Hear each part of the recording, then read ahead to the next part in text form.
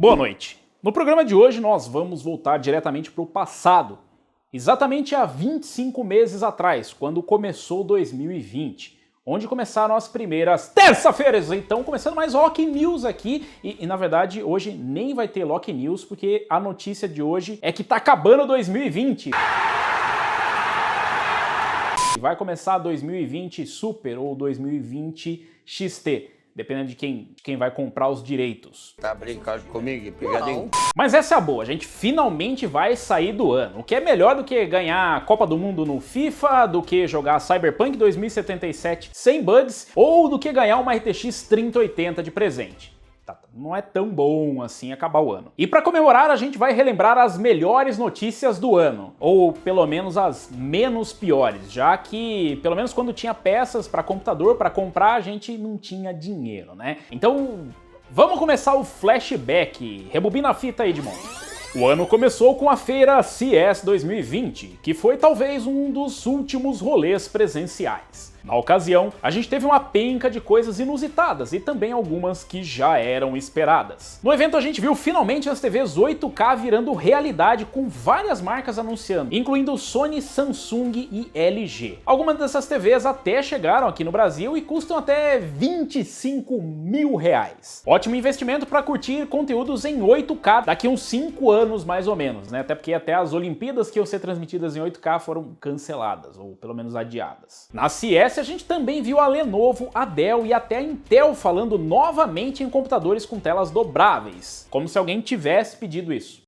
Ideias brilhantes que, por sinal, também pintou em celulares, como em modelos tipo o novo Motorola Razr e o Galaxy Z Fold 2. Na prática, tudo só pareceu legal na demo e o preço do Z Fold 2 ainda é de 13 mil reais. E você ainda pode riscar a tela com a sua unha. Esse também foi o ano dos celulares com 5G brilharem e fazerem a alegria de quem mora no lugar que pega 5G, no caso. Porque aqui no Brasil tá difícil ainda o 3G. A lista de aparelhos com 5G lançados durante o ano foi grande, incluindo modelos como o Galaxy Note 20 e os novos iPhone 12. Ainda vai levar tempo para essa moda pegar, mas a gente vai lembrar que começou em 2020, ou não, né? E já no começo do ano a gente teve dicas de que 2020 seria um grande ano para novidades no mundo do hardware. Talvez não tanto para as novas tecnologias, mais ou menos para balançar as coisas. E tudo começou com a AMD já botando lenha com o AMD Ryzen Threadripper 3990X, que chocou com 64 núcleos e 128 threads. Na mesma época a gente viu a Intel ainda com a litografia de 10 nanômetros, mas só em notebooks. No desktop ela manteve 14 nanômetros, mas com ótimos chips para games. A 10ª geração deu um salto em threads e abriu espaço para processadores dos Vingadores, que só tinham a embalagem dos personagens, não via nem com o jogo junto. Por outro lado, a Intel fez algo que vinha prometendo faz tempo. Liberou as primeiras informações de suas placas de vídeo Digi-1. Deu o fim do ano e a gente não viu as placas de fato. Mais ou menos isso serviu para impulsionar o lançamento da linha Intel Iris Z, com chips de vídeo para notebooks que finalmente rodam jogos mais pesados. Não dá para desmerecer, né? Os caras estão tentando. Desde o começo do ano, ou desde antes. Ainda falando em AMD, a gente começou o ano muito animado com a chegada dos processadores Ryzen 4000, que prometeram demais, principalmente com novas APUs que fariam milagres para a galera do custo-benefício. Na prática, a AMD só liberou alguns chips para as montadoras parceiras, então só a turma que comprou nas Casas Bahia curtiu, ou quem comprou a sua versão dragão chinês. O ano de 2020 também foi marcado por grandes lances da Nvidia, mas o esquema de placas com nome Super provavelmente não foi um deles. Depois de modelos RTX Super, a Nvidia soltou a 1660 Super e a 1650 Super, o que serviu para combater as novas Radeons, mas que gerou a maior bagunça com as antigas 1660 e 1660 Ti. No fim eram placas boas, só que eles podem pensar num esquema de nomes melhor para a próxima, né? As novidades de hardware e eletrônicos estavam gostosas até fevereiro ou março, mas aí veio a história do malware humano, que gerou uma penca de fake news com direito a chips e produtos importados da China que vinham com vírus de brinde. Paralelamente, o Brasil viu a economia falecendo, o dólar disparando e os gamers daqui não sabiam se compravam PC ou esperavam o dólar baixar. Quem esperou, tá esperando até agora. Foi marcado por várias tretas, incluindo aquela história de que a Intel não dava mais garantia para quem usasse memórias com overclocking. Isso gerou vários vídeos e muitas críticas para a Intel. Quase nada foi feito e a política deles continua igual, assim como outras empresas não dão garantia para casos de overclocking. E olha, 2020 foi tão louco que a gente teve casos de processadores Intel Core de 10ª geração custando menos do que os chips AMD Ryzen 3000, o que rolou mesmo na Black Friday. Se isso não é um ano maluco, eu não sei o que é, e parece que a tal da competição funciona mesmo. Falando em competição, a AMD continuou pressionando a Intel durante todo o ano e teve 2 lançamentos que deixaram a corrida insana e foram os baratinhos Ryzen 3 3100 e Ryzen 3 3300X. Essas novas CPUs provaram que podiam empurrar até mesmo placas de vídeo parrudas e conquistaram a galera nos reviews. Mas só nos reviews, já que praticamente não existe para vender. É claro que a AMD também deu seus vacilos e teve toda aquela história de que não ia rolar usar os Ryzen 5000 em placas B450, X470 e modelos mais antigos. Depois a AMD mudou de planos e algumas placas receberam updates, mas agora que os chips foram lançados, ainda tem placa que não recebeu BIOS novas. E ainda falando em AMD, a empresa não deixou barato quando a Intel veio com a 10ª geração. Pouco tempo depois, saiu os chips Ryzen XT, que conseguiram apertar ainda mais a situação para a Intel. E isso era só um gostinho do que a AMD estava preparando, que era basicamente aprender com as práticas da Intel, aparentemente, de requentar chips. Voltando para a Nvidia, que simplesmente dominou quase todos os Lock News, com vários boatos que eram desmentidos 2 dias depois e voltavam com tudo na outra semana, a empresa finalmente lançou a série RTX 30, com 3 placas logo de cara: RTX 3090, RTX 3080 e RTX 3070. Os caras foram tão ousados que falaram até em rodar games em 8K. Na prática, eles deixaram a AMD chorando ainda mais, já que a AMD não tinha placa para bater na 2080 Ti. E no ano tão bagunçado, é até normal a gente falar que a Nvidia pagou 40 bilhões de dólares para comprar a ARM, que desenvolve a tecnologia de quase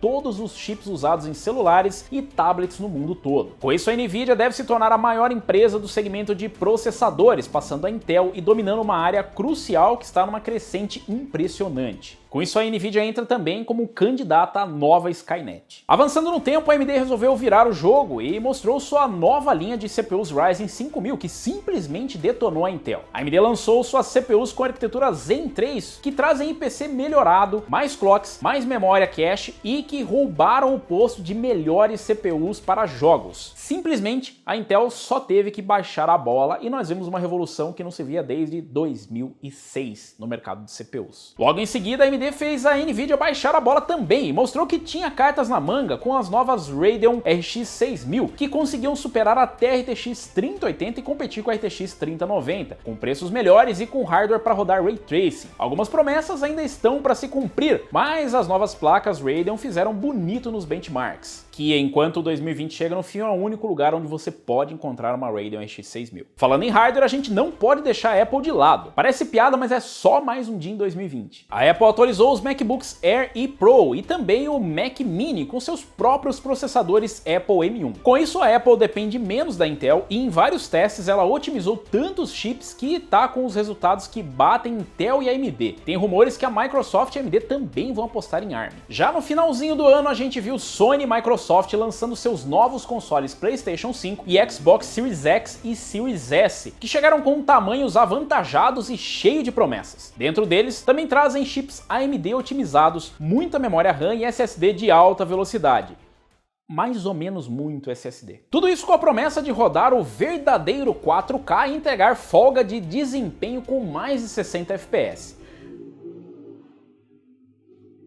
O único problema é que os caras se esqueceram de lançar jogos para os novos aparelhos. Então são poucos os exclusivos que fizeram a galera se empolgar, mas pelo menos eles são retrocompatíveis e garantem que os games antigos rodem tranquilamente. E 2020 foi um ano bom, mas também um ano bizarro em games. A gente teve desde polêmicas com The Last of Us 2, que no fim ganhou todos os prêmios do ano, Resident Evil 3, que não agradou tanto, jogo dos Vingadores com bonecos versão falsificada e novas gerações que só estão vivendo de games antigos. E claro, o tão aguardado Cyberpunk 2077, que tem mais bug do que conteúdo. Por outro lado, a gente teve jogos como Ghost of Tsushima, Final Fantasy VII, Call of Duty Warzone, Tony Hawk's 1 e 2, com Charlie Brown Jr. na trilha sonora, Genshin Impact, o melhor para os otakus de plantão, Fall Guys, que animou a galera por 2 semanas, Among Us, que foi ressuscitado depois de 2 anos e virou a sensação mundial, Hades, que surpreendeu todo mundo, e Demon's Souls para aquecer a nova geração, literalmente. E falando Falando no tão aguardado Cyberpunk 2077, o game saiu no finalzinho do ano, mas deu muita treta, principalmente no PlayStation 4 e Xbox One. Os gráficos parecem ter saído do PlayStation 3, o jogo tem mais bugs que missões e a Sony resolveu retirar o jogo da PSN e dar reembolso pra galera. A promessa é de que vão arrumar o game pra fevereiro. Bom, pelo menos o jogo tá bom no PC, pra quem tem uma RTX 3080, né? Pra acabar, vale lembrar que 2020 foi o ano que se lançou tudo e que ninguém comprou nada. Além da economia destruída em vários países por conta do malware humano, nós ainda tivemos um problema nas cadeias de produção que impossibilitaram praticamente todos os setores de conseguir manter a produção. Isso obviamente acabou impactando também no atraso do lançamento de produtos, até mesmo quando eles dependiam somente da mão de obra, como os games. Fora os lançamentos de Origami da Microsoft, da Sony, da AMD e da Nvidia, onde eles prometeram que todo mundo ia poder comprar os produtos, mas no fim só os bots compraram. Isso sem contar as notícias dos entregadores que estavam roubando o PlayStation 5 e dos consoles trocados por comida de gato e outras bizarrices. 2020 foi difícil, mas 2021 vem por aí com vacinação e esperamos que com menos vacilação. De qualquer forma, a gente vai ter muitas oportunidades de trazer mais notícias aqui no Loki News. Então, voltamos no próximo ano com mais um Loki News. Enquanto isso, enquanto você aguarda o final do ano, você pode deixar o seu like, se inscrever no canal e também pode deixar o seu comentário dizendo qual foi para você o fato mais marcante do mundo da tecnologia e do hardware em 2020 e o que você espera do próximo ano. Enquanto isso, a gente só pode agradecer vocês por todo esse suporte nesses tempos difíceis e todo o apoio em mais um ano de Loki News, que já completa... Quanto tempo completa aí, produção? Mais de um ano. Certo. Tô fazendo as contas aqui. Pode fazer as contas, sem pressa. Ok. Também não tem ideia de quanto tempo faz. Muito tempo. Exatamente, um tempão. Beleza, mais tempo do que a gente consegue computar é o que o Loki News já está presente no ano. Então, por mais uma vez, nós agradecemos a sua companhia, uma boa noite e até 2020 TI.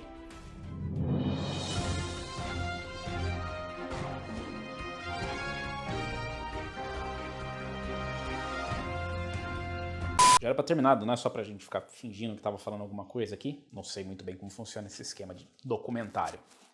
Mas só tenho mais uma coisa pra dizer. Um tapa na gostosa. Yes, baby. Thank you.